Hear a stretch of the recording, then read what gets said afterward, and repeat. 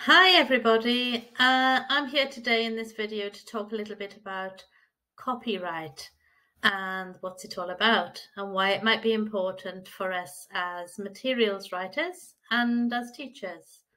So let's get cracking. To start, let's just have a little look at what copyright means. And I've tried to make this as simple as possible because copyright is a legal term, and as we all know, legal speak can be extremely confusing. But basically, copyright is the way that anyone can protect something that they've created. Okay, so this can be a text, a photo, more or less anything that we create. And the key there is it's about anyone. Okay, so we can look at copyright in two ways when we're materials writers. So it's a way to protect your work that you create. So you might create a worksheet or a lesson plan, whatever. And it's also a way for us to think about other people's work. So other people have the right to protect their creative work. So we should always be keeping these two things in mind. So there isn't one universal set of copyright laws.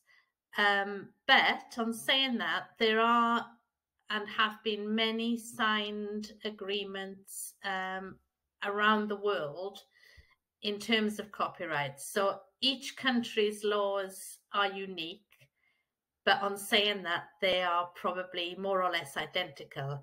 But it's always a good idea to check your own country's laws because there might be something that's slightly different. Okay, I haven't come across anything, and that's maybe a good discussion to have. So copyright protection is automatic. That's the first thing to say. If you create something, you own it. If you write a lesson plan, if you take a photograph, if you do an illustration, you own it. You don't need to apply for copyright. You don't need to pay a fee. You don't need to register something. You own it. That's something that we don't always know.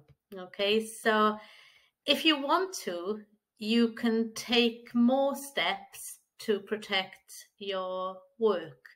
So you can do something like this. You can add a copyright symbol with your name and a date, and that makes it a bit more obvious to everybody who comes across it that you own the copyright.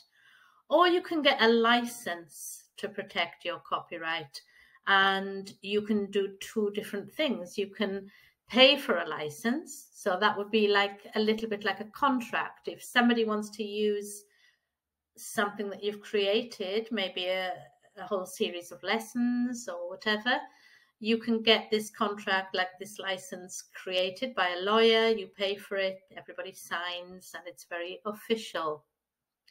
Or you can use a Creative Commons license, and that's free. So Creative Commons is a global organization. It's a non-profit organization, and the website is creativecommons.org, and they have a series of different licenses that you can use to protect your work. And you might have seen some of the symbols of these licenses. And we're not going to look at them in this video because I'm going to make a separate video all about the Creative Commons licenses and what each symbol means, because that is something that's meaty enough to have a video all for itself. So look out for that one. But in the meantime, if you want to have a look, just check the website. It's very user-friendly, and it's available in lots of different languages all around the world. So you might want to look at it in your own L1, not English, if English is not your L1. So there are a few very important things to point out. It's very easy to get it wrong with copyright because there are lots of grey areas. There are lots of seemingly contradictory things going on, and very often those of us who break copyright rules, if you like, or infringe copyright norms, do so unknowingly. We don't just think, oh, I'm going to steal this or use this illegally. We just don't know. And one thing that comes up and has come up again and again is this. Royalty free does not mean that a work can just be used free of charge. What it means is that the work is sold at a flat rate for all users. So you might see this term on websites where you can buy and sometimes get free images, for example, photographs. So a lot of them, they'll say royalty free, but it doesn't mean that it doesn't cost anything. It's a little bit of a misnomer, if you like. It's ambiguous and misleading. And you still need permission to use whatever the work is, the photo or whatever. So that's one thing to keep in mind. Then let's have a little look at videos and songs, because they come up quite a lot in teaching materials. So the first thing, you can't embed a YouTube or similar video into your own materials. So if you're creating materials around a video, you can't take that video and put it into your nice pack of materials, whether that be digital or, well, it'd have to be digital, wouldn't it? But you can link to the video, okay? So you can show the video, or you can get the students to go and look at the video, and you can create wonderful materials around the video, and that's perfectly fine. Another thing that you can't do, and I'm afraid most of what I'm saying now is about things you can't do, and that's we can't use stills from videos without permission, because they are part of the video. And I suppose it's kind of, we just need to use our common sense, I suppose. It's still complicated, but maybe I would sort of err on the side of caution when we want to use something, and assume, rather than assume that we can, kind of assume that we can't, and then look at ways of getting permission. So another thing that we can't use, for example, are publicity posters, because they are owned by somebody. Somebody is the copyright holder, so we can't use them without permission.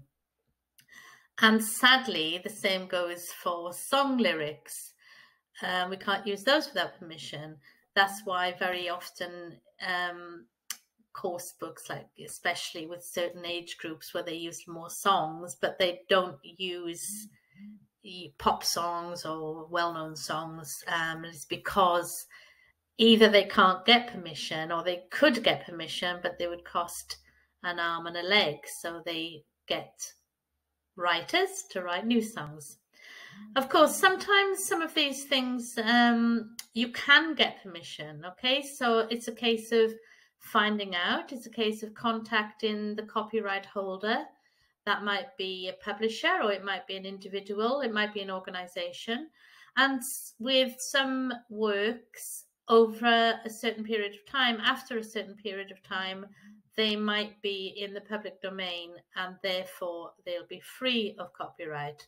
But obviously that's not going to happen with popular current videos and songs. So I would say, in terms of tips, my advice to you would be to treat other people's work as you'd like other people to treat your work. So just think about what you're doing when you're creating materials, and don't just grab something from the internet and think, oh, I'll use that because it really works well with what I'm doing. Because somebody has taken the time to create it and then put it out there. Always read and follow the copyright licenses on all the content that you use. And again, I'll remind you that I will be doing another video on the different types of licenses. Basically, ask for permission, okay? And there are a number of ways that you can do this. If at all possible as well, create your own content, because if you create your own content, like a photo or an illustration or a text or whatever, then you know that you can use it. You know it's okay to use. Always ask for permission. Then you can usually find out who to ask, so that on a website there'll be a contact form. Sometimes it's easier than others, okay? Always attribute the copyright holder. So I think that's kind of courtesy anyway. If somebody has created something, it's only right, even if they say, yeah, it's fine, you can use it, it's still nice to actually say, this is from this person or this organization. Another thing to bear in mind, and it's very important, you need to make sure that your source for the content, whatever it is, has also respected the copyright laws. And sometimes what happens is, for example, with a photograph, you might get a photograph from a source that seems respectable, and you might even pay for that photograph. But sometimes the people who are selling that photo or giving it to be used, sometimes they haven't actually done everything that they should do. And this is especially true with photographs where we have people in the photos. So if you are using a photo with people, especially if those people can be recognized, and above all, when they're children, you need to get permission from either the people in the photo or the parents or caregivers of the children in the photo. You can't just use a photo. I think we're all becoming a little bit more aware of this these days, which is probably just as well.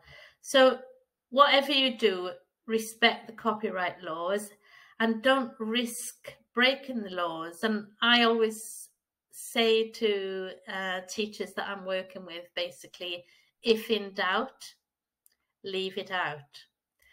So that's all for this video. If you'd like to know about our courses, please get in touch at the website. And as I say, I'll be making another video on copyright, maybe 2 or 3 actually. And in the next one, I'll be talking about the Creative Commons a little bit more, what it means, and telling you a little bit about all the different kinds of licenses.